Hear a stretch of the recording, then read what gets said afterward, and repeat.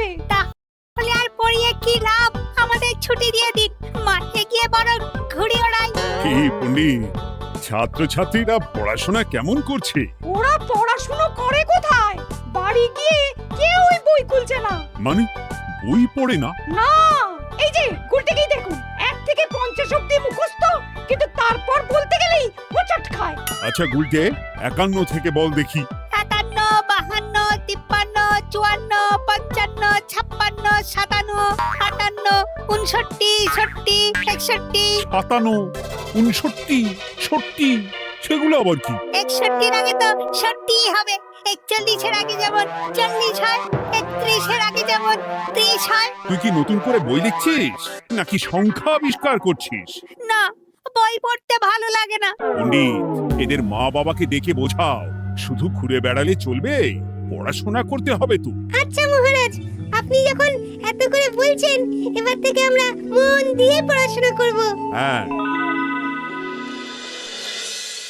আর বলিস না, তোদের গিন্নিমা আজকে চুনো মাছের চচ্চড়িটা যা বানিয়েছিল না, আহ, পুরো মাখন।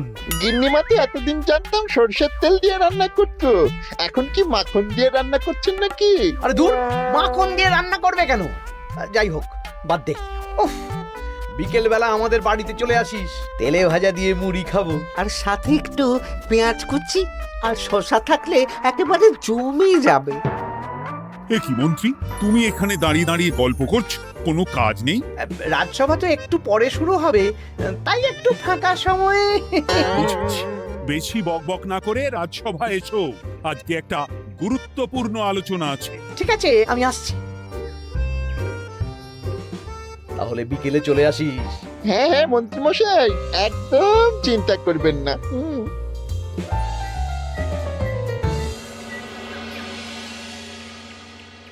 রাজ্যটা তো রসাতলে চলে যাচ্ছে, বাচ্চারা পড়াশুনো করছে না, বড়রা গল্প গুজব করে আড্ডা দিয়ে কাটাচ্ছে। কি করা যায় কিছুই তো বোঝা যাচ্ছে না। কে গল্প গুজব করে আড্ডা দিচ্ছে মহারাজ? কে আবার? আমাদের মন্ত্রী। আমি নিজের চোখে একটু আগেই দেখলাম, বটা ঘটার সাথে সকাল সকাল গল্প জুড়েছে। তাহলে এটা বোঝা যাচ্ছে যে মন্ত্রী মশাইয়ের তেমন কাজ নেই, আর কাজ যখন নেই তখন মন্ত্রী মশাইকে রাজসভায় রাখারও দরকার নেই। হ্যাঁ মহারাজ, গোপাল এটা ঠিক কথা বলেছে। মন্ত্রী মশাই তো কাজের মধ্যে দুটো জিনিসই করেন, অকাজ আর কুকাজ। একদম বাজে কথা বলবে না। গোপালের কথা শুনে এখন আমার নিন্দা শুরু করেছো, তাই না? এই থামো থামো থামো থামো, আমাদের রাজ্যের উন্নতির জন্য একটা সমাধান করা দরকার। এই সময় নষ্ট করা বন্ধ করতে হবে। তাহলে মহারাজ, সবাইকে ফাঁকা সময়ে বই পড়তে হবে, পড়াশোনার মধ্যে থাকতে হবে, কারণ জানার কোনো শেষ নেই। তাহলে কি করা যায় বলো তো গোপাল? আমাদের রাজবাড়ির যে গ্রন্থাগার আছে সেটা তো বহু বছর ধরেই বন্ধ, ওটা খোলার ব্যবস্থা করুন মহারাজ। হ্যাঁ মন্ত্রী, তুমি নিজ দায়িত্বে গ্রন্থাগার খোলার ব্যবস্থা করো। অনেক দিন ধরে ধুলো ময়লা জমে আছে, সব পরিষ্কার করবে, আর পরিষ্কার হয়ে গেলে তোমরা সবাই গ্রন্থাগার থেকে বই নিয়ে পড়বে। বেশ। মন্ত্রী মশাই ভালো ভাষার ফেঁসেছেন। হ্যাঁ, জীবনটা তো শুয়ে বসে গুলতানি দিয়ে কাটিয়ে দিচ্ছেন, না হয় একটু কাজ করবেন আর কি। আর হবে না গল্প গুজব, হবে না ঠাট্টা হাসি।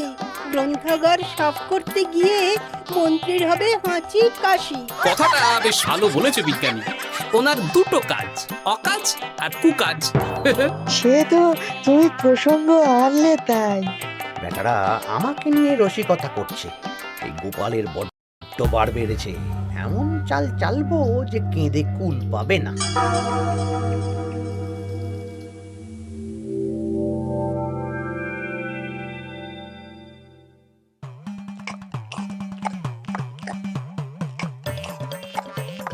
বেশ সুখে ছিলাম, কিন্তু হঠাৎ করে গোপাল আর মহারাজের সহ্য হলো না, চাপে পড়ে গেলাম। আমরা আপনাকে চাপমুক্ত করব, বলুন কি করতে হবে? আমি সব ভাবনা চিন্তা করে ফেলেছি, এখন তোদের আমার কথা মতন কাজ করতে হবে। আসতে পারি মন্ত্রী মশাই? হ্যাঁ, এসো এসো। ইনি তো চিত্রশিল্পী, এনাকে দিয়ে কি হবে? ইনিই তো আসল কাজ করবেন। শোনো, তা গোপালকে ভালো করে দেখে নিয়েছো তো? বিলক্ষণ। একটা পাতায় গোপালের ছবি আঁকতে হবে, ওপরে লেখা থাকবে কৃষ্ণনগরের ভবিষ্যৎ। কি গোপাল তো আপনার শত্রু, গোপালকে নিয়ে বই লিখছেন কেন? আমি বলছি, একটা পাতায় গোপালের একটা ছবি আঁকা হবে, যেখানে গোপালকে দৈত্য হিসেবে দেখানো হবে। বড় বড় দাঁত, বড় বড় কুলোর মতো কান। শোনো, নিচে একটু ফাঁকা রাখবে, যা লেখার আমি পরে লিখে দেব। আর আপনি মহারাজকে এই পাতাটা দেবেন? হ্যাঁ, আর বলবো যে গ্রন্থাগার পরিষ্কার করতে গিয়ে এই পুরনো পাতাটা পেলাম, তবে অনেক খুঁজেও বইয়ের বাকি অংশ কিচ্ছু পেলাম না মহারাজ। মহারাজ ওখানে দৈত্য বেশি গোপালকে দেখে ভাববেন রাজ্যের বড় বিপদ আসতে পারে, আর গোপালকে কোনো কারণ ছাড়াই তাড়িয়ে দেবেন। একদম তাই। কিন্তু একটা সমস্যা আছে। আবার কি সমস্যা? পুরনো পাতা বোঝাবেন কি করে? ছবি আঁকা হয়ে গেলে পাতাটা দুদিন রোদে ফেলে রাখবো, তারপর পাতার ধারগুলো একটু আঁকা বাঁকা করে কেটে দেব, সাথে আগুনের হালকা তাপ দিলে সাদা পাতা খুব তাড়াতাড়ি পুরনো দেখাবে। এটা ঠিক বলেছেন। আচ্ছা চিত্রশিল্পী, তাড়াতাড়ি ছবি এঁকে ফেলো। আমি কালকে সকালেই দিয়ে দেব। বেশ বেশ। আর বটাঘটা, তোদের কালকে থেকে একটু আমার সাথে হাতে হাতে কাজ করতে হবে। হ্যাঁ, সে আমরা আপনার সুখে দুঃখে পাশে থাকবো।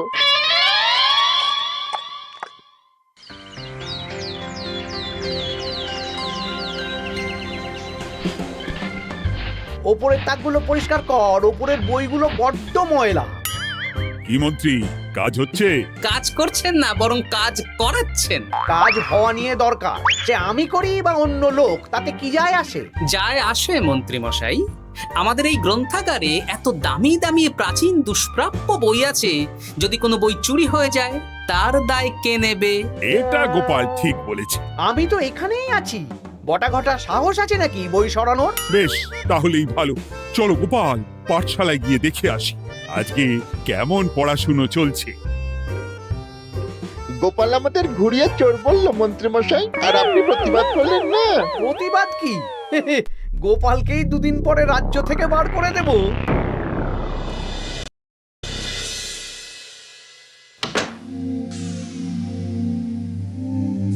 মন্ত্রীমশাই, ছবি আঁকা হয়ে গেছে। কই দেখি দেখি দেখি। সাব্বাস, এই তো চাই।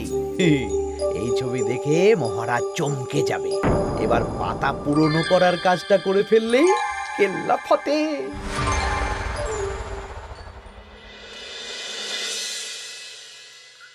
তা মন্ত্রী, গ্রন্থাগার পরিষ্কার করার কাজ শেষ? হ্যাঁ মহারাজ, তবে তবে কি? একটা পুরনো বইয়ের পাতা পেলাম। কি? এই এই দেখুন মহারাজ, আচ্ছা দেখি। অনেক পুরনো বইয়ের পাতা। একই মহারাজ, আপনি আমার দিকে তাকাচ্ছেন কেন? ওরে বাবারে, এই পাতায় কি লেখা আছে? পড়ছি, কৃষ্ণনগরে এক নবরূপী দৈত্য জন্ম নেবে, যার নামের আদ্য অক্ষর গ।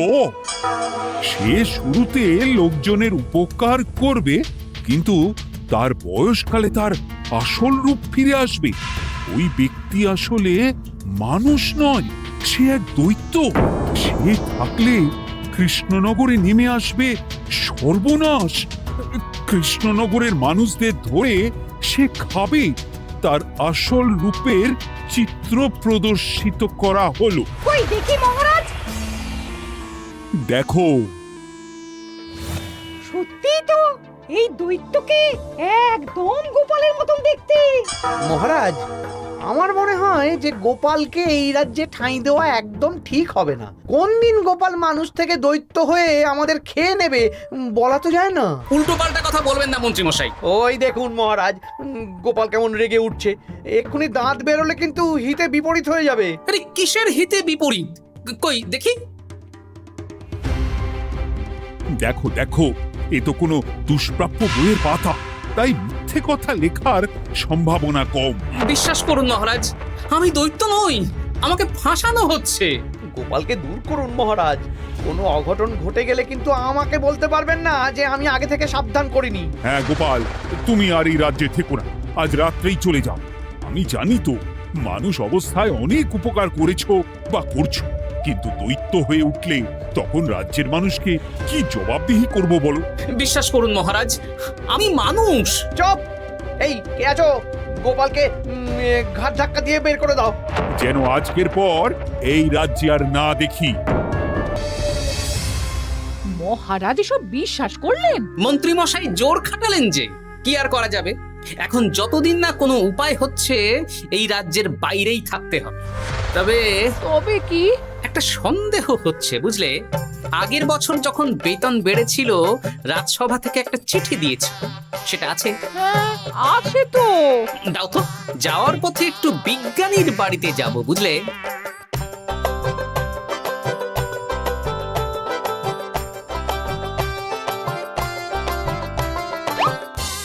এবার চলো। আমিও বুঝতে পারছি গোপাল, এটা গভীর ষড়যন্ত্র। শোনো, তুমি একটা কাজ করো। ওই পাতার লেখাটা দেখে আমার মনে হলো হাতের লেখাটা খুব চেনা চেনা। তুমি একবার এই চিঠিটার সাথে মিলিয়ে দেখো তো। মন্ত্রী মশাইয়ের হাতে লেখা চিঠি। বেশ, আমি তাহলে কায়দা করে পাতাটা নিয়ে এসে পরীক্ষা করব। তা কোথায় থাকবে এখন? কদিন ওই শ্বশুর বাড়ি, আর আমি তোমার সাথে দেখা করার জন্য রোজ রাতে আসবো। বেশ।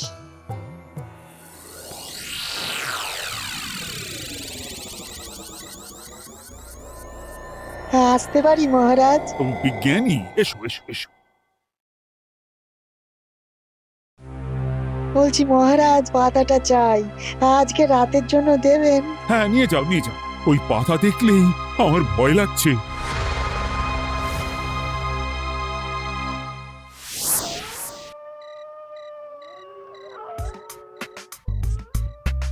এ তো হাতের লেখা হুবহু এক। একদম মিলে যাচ্ছে। তার মানে এই হাতের লেখা মন্ত্রী মশাইয়ের, আর এই বই রোদে ফেলে রেখে হলুদ করা হয়েছে। আসতে পারি বিজ্ঞানী? এ কি, এ কে তুমি?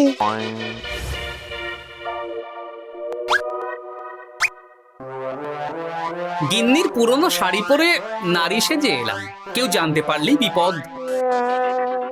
কোনো বিপদ নেই, তোমাকে মন্ত্রী মশাই ফাঁসিয়েছেন। ওনারই হাতের লেখা, আর ওটা রোদে ফেলে আর উষ্ণ তাপে রেখে পাতা হলুদ করা হয়েছে। জানতাম এইরকমই কিছু একটা হবে। তাহলে কালকে সকালেই রাজসভায় সব খোলসা করে দিই। না না, তার আগে মন্ত্রী মশাইকে একটু নাচাবো। কিভাবে? আমি দৈত্য সাজবো আর মন্ত্রীকে ভয় দেখাবো। আগে বটাকে দেখাবো, তারপর ঘটাকে, শেষে মন্ত্রীকে। ভালো মজা হবে, আমি তোমার পাশে আছি। তাহলে তাহলে এখনই সাজগোজ করে ফেলি বুঝলে। তুমি একটা চাদর মুড়ি দিয়ে আমার সাথে বটা ঘটার বাড়িতে যাবে এখন। আচ্ছা।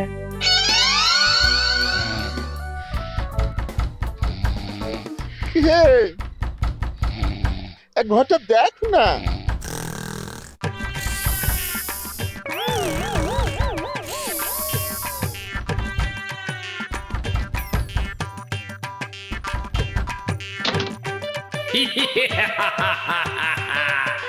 আমি তোকে খাবো, আমি দৈত্য গোপাল। বাবারে, আসল দায়িত্ব কি করে হয়ে গেলে? পালাই, এই ঘটা ওঠ। পালিয়ে কোথাও যেতে পারবি না,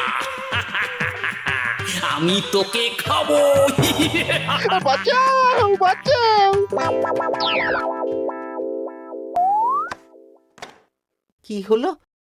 বটা কোথায়? এ বটা, বটা, এ কি হলো তোর? কোথায় গেলি? দৈত্য গোপাল আমাকে ধরে নিয়ে যাচ্ছে। মানে এটা কি? আমি গোপাল দৈত্য। আজ রাতে বটাকে গলার্ধকরণী আমার ভোজন, কাল তোর পালা। ওরে বাবা রে, কি কাণ্ড! আমাকে ছেড়ে না। চুপ, আমি মানুষ। এবার বল, আমাকে ফাঁসানো হচ্ছিল কেন? বল। আমি কিছু জানি না, সব মন্ত্রী মশাইয়ের চক্রান্ত। আমাকে ছেড়ে দাও। এখন না, পরে ছাড়বো। শোনো বিজ্ঞানী, এখন এর মুখ হাত পা ভালো করে বেঁধে ফেলো দেখি। আমি এক্ষুনি বাঁচছি। আর ভোরবেলা একটা কাজ করতে হবে, আমার কয়েকটা নাতি নাতনিকে তোমার বাড়িতে নিয়ে আসবো, আর তারপর আচ্ছা, আমি এখন চললাম, দরজাটা ভালো করে বন্ধ রেখো।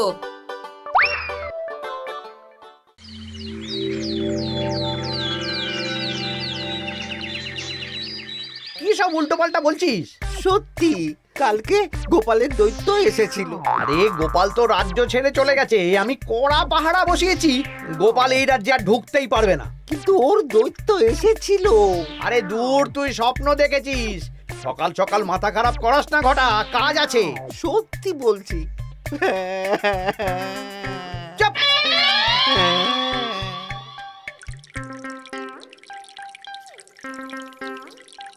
মহারাজ, আমি কানা ঘুষো খবর পেলাম বটাকে গোপাল দৈত্য কালকে রাতে তুলে নিয়ে গেছে। হ্যাঁ, আমিও তো তাই শুনলাম। কি সর্বনেশে দিন এলো! এতদিন তো এই বিপদ ছিল না। কালকে গোপালকে তাড়িয়ে দেওয়ার পরেই গোপাল দৈত্য হয়ে সব শুরু করলো নাকি? আরে দূর দূর, আরে গোপাল দৈত্য হবে কি করে? মানে তুমি তো ওই পাতাটা দেখিয়ে বললে। না মানে আমি বলতে চাইছি যে মহারাজ, গোপাল দৈত্য হয়ে এই রাজ্যে বিপদ আনতে পারে, কিন্তু সেটা তো এই রাজ্যে থাকাকালীন। এখন তো রাজ্যেই নেই, তাহলে আমি তো এর মাথা মুন্ডু কিছুই বুঝতে পারছি না। সর্বনাশ হয়ে গেছে মহারাজ। কি হলো পুঁটির বাবা? আজ সকালে গোপাল দাদার মতন দেখতে একটা দৈত্য এসেছিল আমাদের বাড়িতে, আর পুঁটি ট্যাপা পুচকে তুলে নিয়ে গেছে। এবার আমাদের কি হবে মহারাজ? এ কি সর্বনেশে কাণ্ড রে বাবা! দূর, কি সব বলছো? সত্যি পুটির মা সকাল থেকে কাঁদছে, সকাল থেকে। হ্যাঁ, আজকে ওরা তিনজন পাঠশালাতেও আসেনি। এই সেরেছে। মহারাজ, গোপালকে তাড়ানোর পর থেকে তো দেখছি বিপদ শুরু হলো। এতদিন তো কোনো বিপদ ছিল না। সেনাপতি, তুমি তোমার প্রহরীদের নিয়ে গোপাল দৈত্যকে খুঁজে বের করার চেষ্টা করো। আচ্ছা মহারাজ। আর এই যে মন্ত্রী, বলুন মহারাজ। আজ থেকে রাজ্যের সব দোকান, বাজার, হাট অনির্দিষ্টকালের জন্য বন্ধ থাকবে। সবাই বাড়িতে থাকো, ঢেঁড়া পিটিয়ে দাও।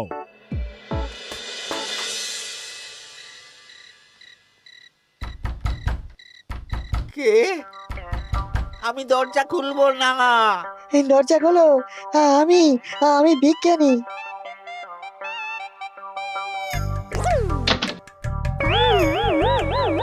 এবার আমি তোকে খাবো। আমাকে ছেড়ে দাও, আমাকে ছেড়ে দাও, ছেড়ে দাও, আমাকে ছেড়ে দাও। ছেড়ে না, ছিঁড়ে খাবো।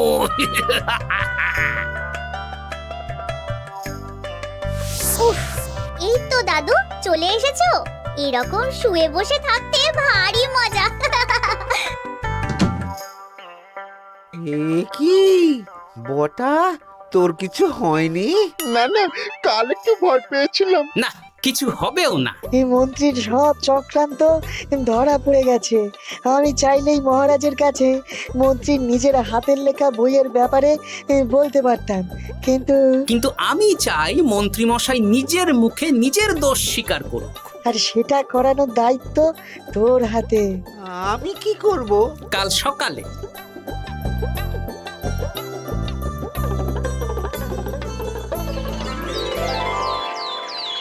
কালকে আবার ঘটাকে তুলে নিয়ে গেছে। ও সেনাপতি, তুমি কি করছো? আমি তো দেখতে পাইনি গোপালকে। দূর! মহারাজ, মহারাজ, কি ঘটা, কি অবস্থা তোর? অনেক কষ্টে পালিয়ে এসেছি। গোপাল খেতে গিয়েও খায়নি আমাকে। মানে ও বলছে আপনাকে খেতে চায়। গোপাল কি দৈত্য নাকি যে আমাকে খাবে? হ্যাঁ, ভয়ানক দৈত্য। এই তো আমি পাতাটা এনেছি, দেখো তো একবার। হ্যাঁ, এইরকম। ওরে বাবা, কি ভয়ানক! এই গোপালটা কি শুরু করেছে বলতো? গোপাল দৈত্য হবে কি করে? এই ছবির নিচের লেখাটা তো আমার, তুই জানিস না নাকি? না মানে কিছু না। তোমার লেখা মানে? না আমার লেখা না, মানে আমি খুঁজে পেয়েছি আর কি। আপনি সত্যি না বললে আমার কাছে কিছু প্রমাণও আছে মন্ত্রী মশাই, যে এই পাতার লেখাটা আপনার। হ্যাঁ, এটা মন্ত্রী মশাইয়ের লেখা, আমি সব জানি। এই তোকে বলতে বলেছি।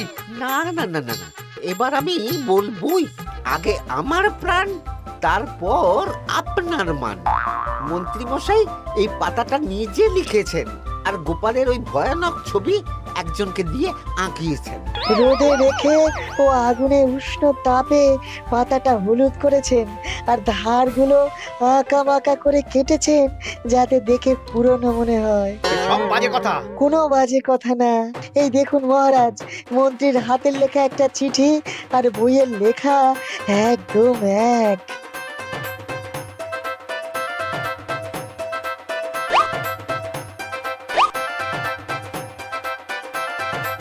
এ কি মন্ত্রী? না মানে কিন্তু গোপাল যদি সত্যিই দৈত্য না হয় তাহলে বাচ্চাগুলোকে আর বটাকে কে ধরে নিয়ে গেল? আমি ধরে নিয়ে গিয়েছিলাম। অনেক সময় সোজা আঙুলে ঘি না উঠলে আঙুল বাঁকাতে হয়, তাই এই ছোট্ট নাটক। সবাই সুস্থই আছে। এবার মন্ত্রীকে আমি মেরে অসুস্থ করে দেব। সুস্থ মানুষকে দৈত্য বানিয়ে দিলে, হ্যাঁ?